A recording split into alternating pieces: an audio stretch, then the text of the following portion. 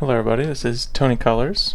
I'm making this video for other people who are also interested non-experts on the Bible like me. Today I wanted to talk about the synoptic problem.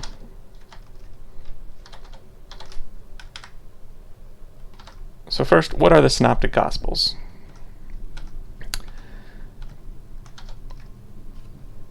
The synoptic gospels are Matthew, Mark, and Luke. When reading the New Testament, one of the first things you'll notice is how similar the first three Gospels, Matthew, Mark, and Luke, are in their stories and sayings of Jesus. They are called the Synoptic Gospels because of these many parallels that they share. The Synoptic problem. So the Synoptic Gospels are very similar. 76% of Mark is found in both Matthew and Luke. 97% of Mark appears in either Matthew or Luke. The synoptic problem is the term used to describe these similarities and their explanation. Today I will be arguing against the commonly held position that the synoptic gospels are three different perspectives. The similarities between the synoptic gospels go beyond overlapping themes or perspectives. Often the wording, the order of the words, and sequence of stories are nearly identical. This suggests a common written source. These similarities are not just a coincidence. The Synoptic Gospels aren't just three authors writing independent accounts of their side of the story. They are three authors copying or editing from a shared source text, or texts.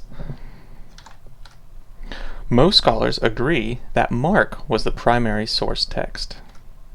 Another hypothetical source, Q, which is a collection of Jesus' sayings, was also used. While the existence of Q is debated among scholars, the idea that the Gospels relied on a common written source is widely accepted. So now I'm going to give some evidence for that literary dependence. That is, that the authors used a written source to come up with their Gospels. On your right, you'll see the feeding of the 5,000 story. You'll see a lot of words that are in blue and green. The blue and green words are words that are the exact same in Greek. Blue indicates that there's three sources that use the same Greek words, and green indicates that there's two. You'll see when looking at it that there's quite a bit of blue or green in this story, and this is a typical narrative sequence. So here's the rest of that feeding of 5,000 story, and you'll see that there's quite a lot of dependence.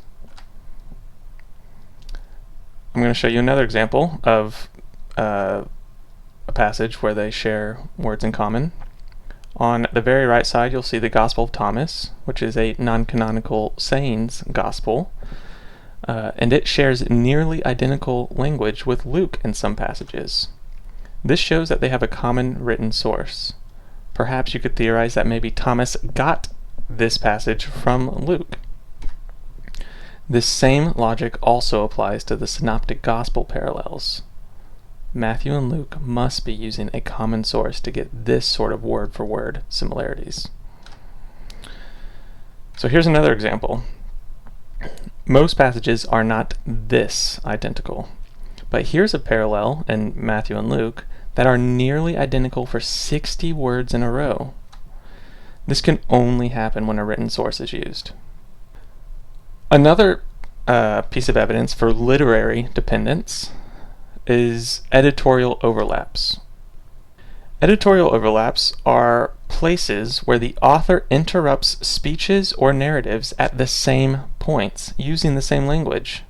This level of coordination between the different authors are hard to explain without a common written source. So here's the healing of the paralyzed man. I've highlighted the section where the author of all three Gospels interrupts speeches at the same exact point using common language. It's hard to explain these sort of interruptions being in the same points using the same language unless there's a common written source. So here's another example of editorial overlaps. This is A Time to Flee. This is found in Matthew and Mark. And I've highlighted the section where the author interrupts a scene again at the same exact time. When similarities are editorial remarks, not actions within the scene itself, a common written source is necessary. Another piece of evidence showing their literary dependence is going to be the length and content.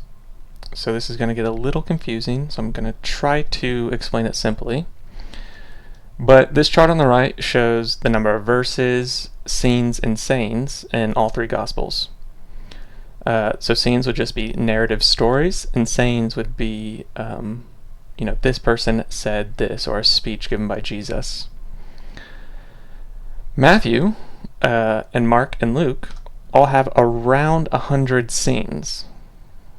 Matthew and Luke have a little bit more than Mark. But Matthew and Luke include far more sayings of Jesus, more than doubled Mark's count. So this is a different chart showing the information a different way.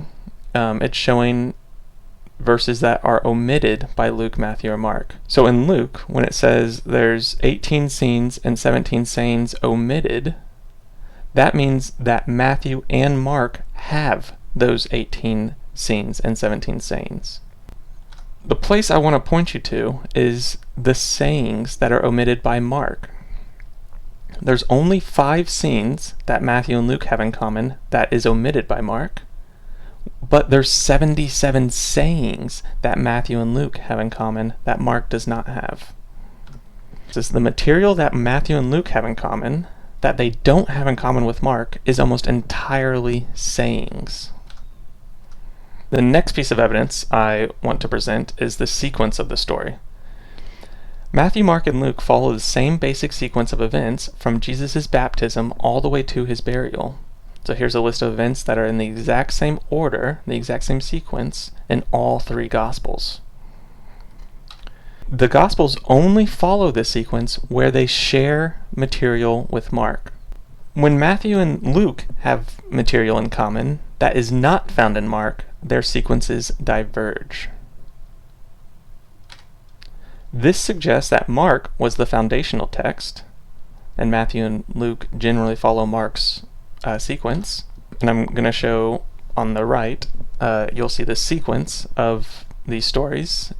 The dark blue is showing that it's a story that's in all three Gospels, and the light blue is showing it's a story found in Mark and one other Gospel.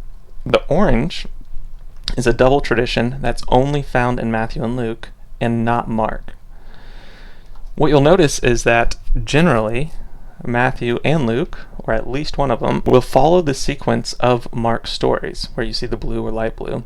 But when you start getting orange, so that's indicating that Matthew and Luke have them in common but not Mark, the sequences diverge. Here's another line of sequences where you see the dark blue and blue generally the same order, the orange almost never. So this chart is showing that Luke here has entered a lot of material that in a row that is not found in Mark. He's getting it from some other source. And Matthew has that same material, but they're found in entirely different locations, in an entirely different sequence. The same thing happens for Matthew. The orange is showing that Luke has those narratives or sayings, but he includes them in entirely different locations. Here's a few other places where we can show that the blue follows around the same sequence and the orange does not. The Synoptic Gospels often use identical wording and follow the same narrative sequences.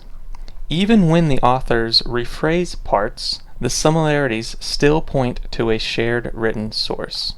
The authors often interrupt speeches and narratives at the same points, using the same language. This level of coordination is hard to explain without a common written source. Matthew and Luke include the majority of Mark in their Gospels.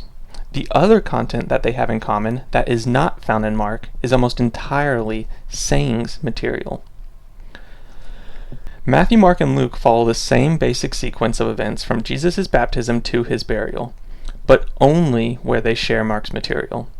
When Matthew and Luke include material not found in Mark, their sequences diverge. Most scholars solve this by arguing that Matthew and Luke use Mark as their primary source, and use Q, this hypothetical saying source, to insert sayings of Jesus throughout the narratives. This explains why Matthew and Luke have material in common with Mark that agree in sequence, and why Matthew and Luke have material in common with each other, these are mainly sayings, that don't agree in sequence. This is a simple solution that solves both the similarities and the differences found in the Synoptic Gospels. The end. Alright, thank you everybody for watching.